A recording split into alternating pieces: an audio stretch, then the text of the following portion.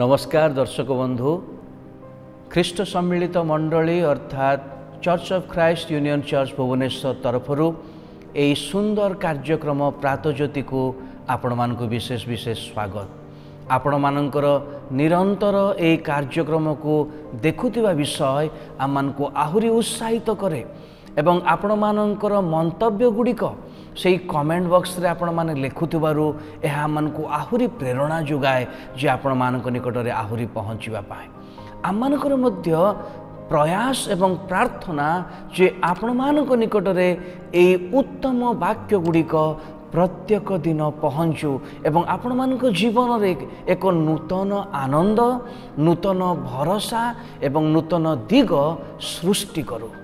आम माने यही अध्याय गुड़िक विशेष करी युवा युवती मानकर जीवन एवं से मानकर भविष्य विषय रे आलोचना करुचु।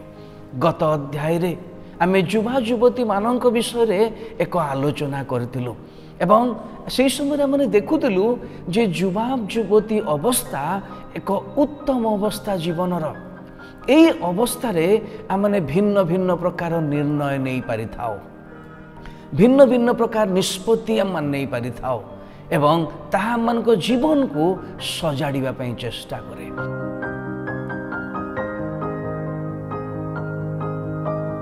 किंतु आम माने एई अवस्था रे अनेक गुड़े त्रुटि करिया पई मध्य पछै न थाओ, कारण एई समय रे गोटे भिन्न प्रकारर आम मानक जीवन रे उन्माद आसे, भिन्न प्रकारर एक जोश आसे, अनेक गुड़े कार्य करिवार इच्छा मानक जीवन रे आसे एवं ए अनेक गुड़े कार्य करू करू ए कार्य भितर अनेक भल काम करू एवं अनेक मंद कार्य मध्य माने करि थाओ एवं आमे एहाकू सकारात्मक बोली भाबू। एई बयस रे भिन्न भिन्न निर्णय अन्य माननकू देखि आमे प्रेरणा पाई थाउ जे एहा करिबा आवश्यक, सेति पाए आमे भिन्न भिन्न प्रकार कार्य करू। आमनको मन को आनंदित करिवा पाई, आमनकर शरीर को आनंदित करिवा पाई एई युवा अवस्था रे अनेक गुड़े कार्य आमने करू। किंतु आजिर आलोचना रे मध्य आमे सेई विषय आलोचना करूचु जे युवा अवस्था रे ईश्वरन को स्मरण करिबा। एई अवस्था रे आमे जो कार्य करू एथिपाई आम पाखरे गोटे स्वाधीनता अछि। ईश्वर प्रत्येक मनुष्य को ताकर प्रत्येक अवस्था रे आम माननकू कौन दियंती ना इच्छा शक्ति देइछंती करिवा पाए, किंतु तार अर्थ नुहे जे आमे भूल कार्य मध्य करिवा। एई युवा अवस्था रे अनेक कार्य करू करू अनेक कार्य आमने जहा करिवा उचित नुहे से प्रकार कार्य मध्य करू। मु आपण माननक पाए पवित्र शास्त्र बाइबल रो गोटिए पद मु पढ़िबी, ताहा आपण माने पाइबे उपदेशक पुस्तक तार 11 अध्याय 9 पद। मु आपण मानक पाए ताहा पढ़ुछि।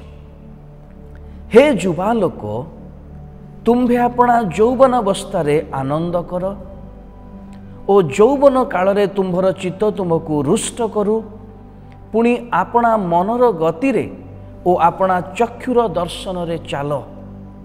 मात्र परमेश्वर एही सब विषय धरी तुम्भको विचार रे आनिबे, एहा तुम्भे ज्ञात हुआ।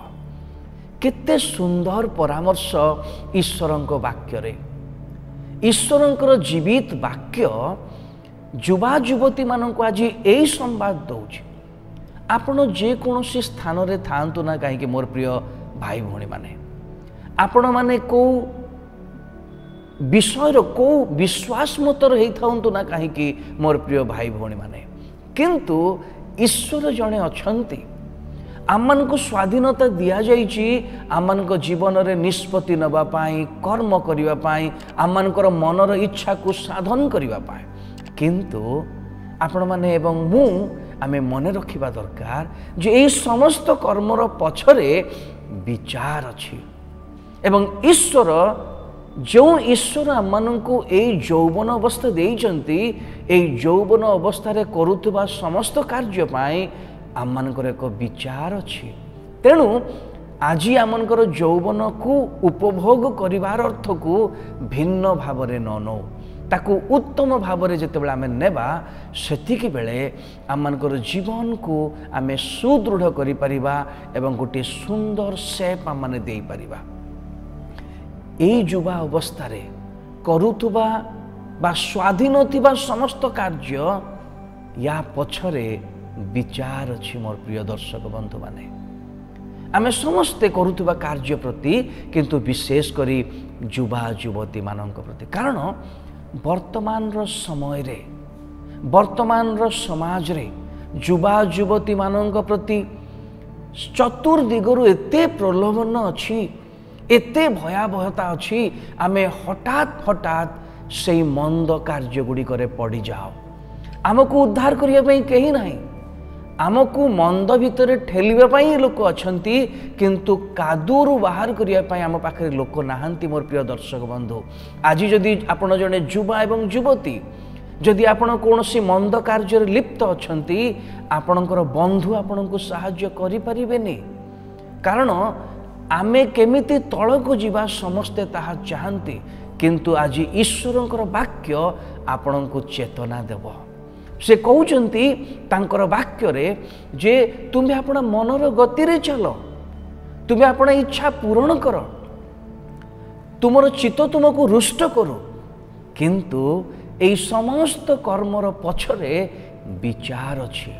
तेणु आज ही मोर कर्म को मु निष्पत्ति नहीं पारिबी, आज मु कर्म को मु विचार करि पारिबी जे मोर कर्म गुड़िक सठिक तो। मोर प्रिय युवा युवती भाई भौणी माने आज निजको परीक्षा करंतु एवं से सृष्टिकर्ता को स्मरण करंतु।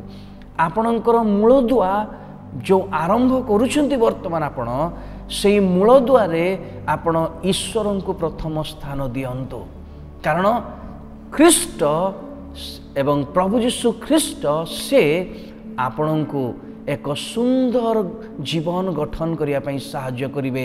ए युवा युवती अवस्था रे आपणक जीवन रे आज से सृष्टिकर्ता को जी आपण को आज सृष्टि करिसंती ताहांको स्मरण करिवे कि?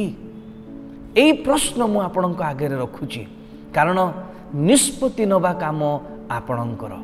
मु आपणको आपणकर सृष्टिकर्ता को आपणक निकट रखुची। आपण पुनर्बार पढ़िवे उपदेशक तार 11 अध्याय 9 पद एवं उपदेशक 12 अध्याय 1 पद। आपणक जीवन रे आपणकर सृष्टिकर्ता को प्रथम स्थान दियंतु। आपणकर जीवन आपणकर यौवनर जीवन उत्तम भाव में गढ़ी उठिब, एक उत्तम परिणाम आपणक जीवन में देखा पारिबे। प्रभु आपण मानंकु आशीर्वाद करंतु।